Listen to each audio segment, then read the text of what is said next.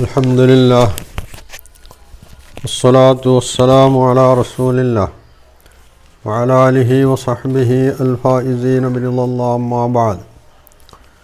പ്രിയ സഹോദരങ്ങളെ, ഈ ജബ്ബാർ മാഷിക്ക് പറയാനുള്ളത് 4 മാസം പവിത്രമാസമായി ഖുർആൻ പറയുന്നത്, അല്ലെങ്കിൽ യുദ്ധവിരുദ്ധ മാസമായി നിരുദ്ധ മാസമായി ഖുർആൻ പറയുന്നത്, അതും പൈഗണിസത്തിൽ നിന്നെടുത്തിട്ടുള്ളതാണ് എന്നാണ്. അതിന് കാരണം അദ്ദേഹം പറയണത്, ഖുർആൻ അവതരിക്കുന്നതിൻ്റെ അല്ലെങ്കിൽ നബി സല്ലല്ലാഹു അലൈഹി വസല്ലം വരുന്നതിന് മുമ്പ് മക്കയിലെ ജനത ഈ 4 മാസത്തെ പവിത്രമാസമായി കരുതിയിരുന്നു എന്നുള്ളതാണ്. അദ്ദേഹം എല്ലാം മക്കയിലേക്ക് ചുരുട്ടിക്കെട്ടുകയാണ് ചെയ്യുന്നത്. മക്കയിലെ ജനത മാത്രമല്ല, അറബികൾ മൊത്തത്തിൽ തന്നെ അംഗീകരിച്ചിരുന്നൊരു സംഗതിയാണ് ഈ 4 മാസത്തിൻ്റെ പവിത്രത എന്ന് പറയുന്നത്. പല സംഘങ്ങളും നബി സല്ലല്ലാഹു അലൈഹി വസല്ലമയുടെ അടുത്ത് ഇസ്ലാം സ്വീകരിക്കാനും ഇസ്ലാമിനെ സംബന്ധിച്ച് പഠിക്കാനും ഒക്കെ വന്നിരുന്നത് ഈ യുദ്ധനിരുദ്ധ മാസങ്ങളിലായിരുന്നു. അത് അവർ തുറന്ന് പറഞ്ഞിട്ടുമുണ്ട്, ഞങ്ങൾക്ക് ഈ മാസങ്ങളിലല്ലാതെ വരാൻ പറ്റുകയില്ല എന്ന്. കാരണം അന്ന് പൊതുവിൽ അറബികൾ യുദ്ധം ചെയ്യുമായിരുന്നില്ല. പക്ഷെ അതിൽ പോലും അവർ ചിലപ്പോൾ കൃത്രിമം കാണിക്കുമായിരുന്നു. അതുകൊണ്ടാണ് ഇന്നമൻ നസീഉ സിയാദത്തും ഫിൽ കുഫർ എന്ന് വിശുദ്ധ ഖുർആൻ പറഞ്ഞിട്ടുള്ളത്. ഈ നസീ എന്ന് പറയുന്നത് കൊണ്ട് ഉദ്ദേശിച്ചിട്ടുള്ളത് യുദ്ധനിരുദ്ധ മാസങ്ങളിൽ ചില മാസങ്ങളെ യുദ്ധം അനുവദിച്ച മാസങ്ങളായി മാറ്റുകയും എന്നിട്ട് മറ്റു മാസങ്ങൾ ഇതിന് പകരമായി കൊണ്ടുവരികയും ചെയ്യാനുള്ളതാണ്. അപ്പോൾ ഇത് അറബികളിൽ ഖുറൈശികൾ മാത്രമല്ല, മൊത്തത്തിൽ തന്നെ അറബികൾ കൈക്കൊണ്ടിരുന്ന ഒരു സമ്പ്രദായമാണിത്. പക്ഷേ ഇവിടെ ചിന്തിക്കാനുള്ളത് അദ്ദേഹത്തിൻ്റെ ഈ വാദഗതി എത്രത്തോളം ശരിയാണെന്നുള്ളതാണ്. ഖുറൈശികൾ ഇത് അംഗീകരിക്കുന്നത് എന്നു മുതലാണ്? നേരത്തെ ഞാൻ പറഞ്ഞ ഒരു സംഗതിയുണ്ട്. മക്കയിൽ വിഗ്രഹപൂജ വരുന്നത് അംർ ഇബ്നു ലുഹൈ എന്ന് പറയുന്ന മനുഷ്യൻ പേർഷ്യയിൽ എവിടെയോ പോയി കച്ചവടത്തിന് പോയി വരുമ്പോൾ അവിടുന്ന് ഒരു വിഗ്രഹത്തെ വാങ്ങിക്കൊണ്ട് വന്ന് ഇവിടെ പ്രതിഷ്ഠിച്ചതോടു കൂടിയാണ്. അതിന് മുമ്പ് മക്കയിൽ വിഗ്രഹപൂജല്ല. എന്നാൽ മക്കയിൽ അതിനു മുമ്പും ജനങ്ങൾ ഈ മാസത്തിന് പവിത്രത കൽപ്പിച്ചിരുന്നു എന്നുള്ളതാണ്. അപ്പോൾ ഈ പവിത്രത എവിടെ നിന്ന് കിട്ടിയതാണ്? വിഗ്രഹപൂജയിൽ നിന്നാണെങ്കിൽ ഈ വിഗ്രഹം ഇവിടെ കൊണ്ടുവന്ന് പ്രതിഷ്ഠിപ്പിച്ച് അവിടെ മക്കയിൽ വിഗ്രഹപൂജ വ്യാപകമായി പടർന്നു പിടിച്ചതിന് ശേഷമായിരിക്കണമല്ലോ അതവർ സ്വീകരിച്ചിട്ടുണ്ടാവുക. അങ്ങനെയല്ല, അതിൻ്റെ മുമ്പ് തന്നെ ഈ വിശ്വാസവും സമീപനവും നമുക്ക് അവരിലുണ്ട്. അപ്പോൾ ഇത് അവർക്ക് പാരമ്പര്യമായി ഇബ്രാഹിം നബിയുടെയും ഇസ്മായിൽ നബിയുടെയും പരമ്പരയിൽ വളർന്നു വന്നവർ എന്നുള്ള നിലക്ക് നേരത്തെ തന്നെ കിട്ടിയിട്ടുള്ളൊരു സംഗതിയാണ്. ഇനി ഇത് മക്കയിലെ ആളുകളെ കൊണ്ടുനടന്നതാണ്, അവർ മാത്രം കൊണ്ടുനടന്നതാണെന്ന് തന്നെ നമുക്ക് സങ്കല്പിക്കാം. എന്നാൽ തന്നെ അതിലെന്താണ് ഇത്ര മോശമായിട്ടുള്ളൊരു സംഗതി? ഖുർആൻ ഒരിക്കലും ജനങ്ങൾ അംഗീകരിച്ചിട്ടുള്ള ന്യായത്തെ അല്ലെങ്കിൽ നന്മയെ നിരാകരിക്കാനല്ല ഖുർആൻ വന്നിട്ടുള്ളത് എന്ന് ഞാൻ നേരത്തെ ഒരു എപ്പിസോഡിൽ പറഞ്ഞിട്ടുണ്ടായിരുന്നു. ഖുർആൻ തന്നെ പറഞ്ഞിട്ടുള്ളൊരു സംഗതിയാണത്. ഖുർആൻ വന്നിട്ടുള്ളത് ജനങ്ങളിലെ നന്മ അംഗീകരിക്കുകയും തിന്മയെ വിഭാടനം ചെയ്യുകയും ചെയ്യാനാണ്.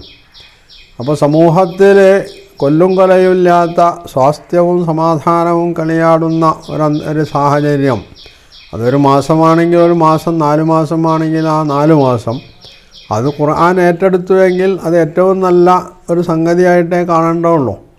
പക്ഷേ ഇസ്ലാമിനോടുള്ള അടങ്ങാത്ത വിരോധം കാരണമായിട്ട് ഈ ജബ്ബാറിനെ പോലുള്ള ആളുകൾക്ക് അതും ഒരു മോശപ്പെട്ട സംഗതിയായി തോന്നുന്നു മാത്രമേ ഉള്ളൂ. എന്നിട്ട് അദ്ദേഹം പറയുന്നത്, ആധുനിക മനുഷ്യനെ സംബന്ധിച്ചിടത്തോളം 12 മാസവും 365 ദിവസവും നല്ല മാസമാണ്, അല്ലെങ്കിൽ നല്ല ദിവസങ്ങളാണ്, പവിത്ര മാസങ്ങളാണ് എന്നുള്ള.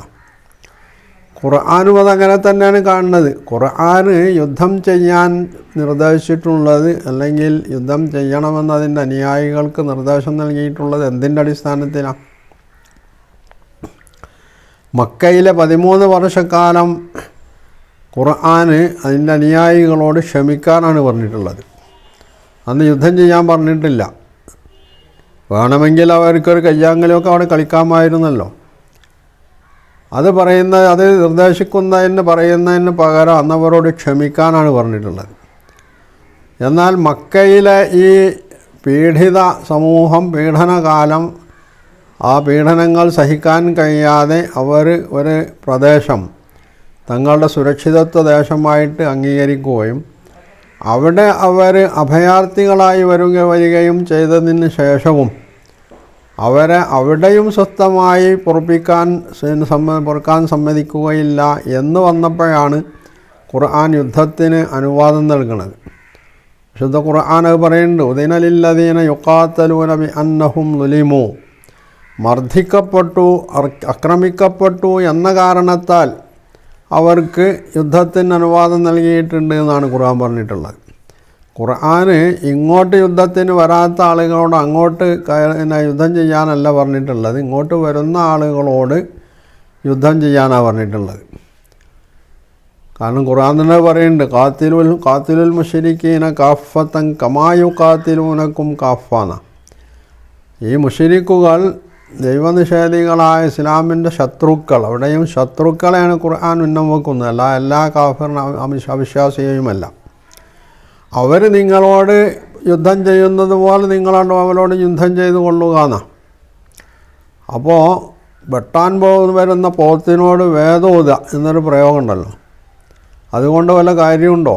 ഇനി ജബ്ബാർ മാഷ് തന്നെ അദ്ദേഹത്തിൻ്റെ നേരെ, അല്ലെങ്കിൽ അദ്ദേഹത്തിൻ്റെ കുടുംബത്തിന് നേരെ, അല്ലെങ്കിൽ അദ്ദേഹത്തിൻ്റെ അനുയായികൾക്ക് നേരെയൊക്കെ വരുന്ന ആക്രമണങ്ങളെ, അത് ഏത് നിലക്കുള്ള ആക്രമണവുമാവട്ടെ, ചിലപ്പോൾ അത് വാക്കാലുള്ള ആക്രമണമാവാം, അദ്ദേഹം അത് ക്ഷമിച്ച് സഹിച്ച് അവരാണ്ട് പറഞ്ഞോട്ടെ അല്ലെങ്കിൽ അവർ ചെയ്തോട്ടെ എന്ന് നോക്കുകയാണോ ചെയ്യുന്നത്? അല്ലെങ്കിൽ ലോകത്ത് അങ്ങനെ ഏതെങ്കിലും ഒരു വിഭാഗമുണ്ടോ? ഇല്ലെങ്കിൽ ഇസ്ലാമിന് ഇത് അനുവദനീയമല്ല എന്നും ബാക്കിയുള്ളവർക്കതാവാം എന്നും എന്തിൻ്റെ അടിസ്ഥാനത്തിലാണ് ജബ്ബാർ മാഷ് പറയുന്നത്? അതാണ് നമുക്ക് മനസ്സിലാവാത്തത്. അപ്പോൾ ഖുർആൻ ഈ 4 മാസത്തെ അംഗീകരിച്ചെങ്കിൽ അതൊരു മഹത്തായിട്ടുള്ള സംഗതിയായിട്ട് അംഗീകരിക്കുന്നതിന് പകരം അദ്ദേഹം അതുപോലും പരിഹാസ്യമായ ഒരു സംഗതിയായിട്ട് ഉദ്ധരിക്കുകയാണ്, അല്ലെങ്കിൽ എടുത്തു പറയുകയാണ് ചെയ്തിട്ടുള്ളത്. അത് അദ്ദേഹത്തിൻ്റെ ഇസ്ലാം വിരോധം കൊണ്ട് മാത്രമാണ് എന്നേ പറയാൻ പറ്റുകയുള്ളൂ. അദ്ദേഹം ആദ്യം ചെയ്യേണ്ടത് ഈ വിരോധമൊന്ന് മാറ്റി വച്ച് മനസ്സിൽ ഉള്ള കറ കളഞ്ഞ് വിദ്വേഷം ഒഴിവാക്കിയിട്ട് കാര്യങ്ങൾ പഠിക്കാനും വിശകലനം ചെയ്യാനുമാണ്. അങ്ങനെ അദ്ദേഹം മുതിരുമ്പോൾ തീർച്ചയായിട്ടും അദ്ദേഹത്തിൽ ചില മാറ്റങ്ങൾ നമ്മൾക്ക് കാണാൻ കഴിയുമെന്നുള്ളതാണ്. ഇന്നും ലോകത്ത് സംഭവിച്ചുകൊണ്ടിരിക്കുന്നത് എന്താണ്? മുസ്ലിങ്ങൾ അങ്ങോട്ട് ആക്രമിച്ചിട്ടാണോ അവിടെ മുസ്ലിങ്ങളെ ഇങ്ങോട്ട് ആക്രമിക്കുന്നത്? ഇന്ത്യയിലെ പോലും അവസ്ഥ എന്താണ്? അപ്പോൾ ഇതൊന്നും കാണാതെ ഖുർആനിലെ ചില വാചകങ്ങൾ മാത്രം പെറുക്കിയെടുത്തിട്ട് അതിനെ വിമർശിക്കുകയും ഇസ്ലാമിനെ താറടിച്ച് കാണിക്കുകയും ചെയ്യുക എന്നതാണ് യഥാർത്ഥത്തിൽ ഇത്തരം ആളുകൾ ചെയ്തുകൊണ്ടിരിക്കുന്നത്. അതാണ് അവരുടെ ഏറ്റവും വലിയ ദൗർബല്യം. മാത്രമല്ല, അവരിൽ നിന്ന് ഒരു കാലത്തും മനുഷ്യന്, മുസ്ലിങ്ങൾക്ക് മാത്രമല്ല മനുഷ്യന് പ്രതീക്ഷിക്കാൻ പറ്റാത്ത രൂപത്തിലുള്ള ജുഗുപ്സാവഹമായിട്ടുള്ള സംഗതി എന്ന് പറയുന്നത്. ഇത് അവർ ഉപേക്ഷിക്കുകയാണ് അവർക്ക് നല്ലത് എന്ന് മാത്രമേ പറയാനുള്ളൂ.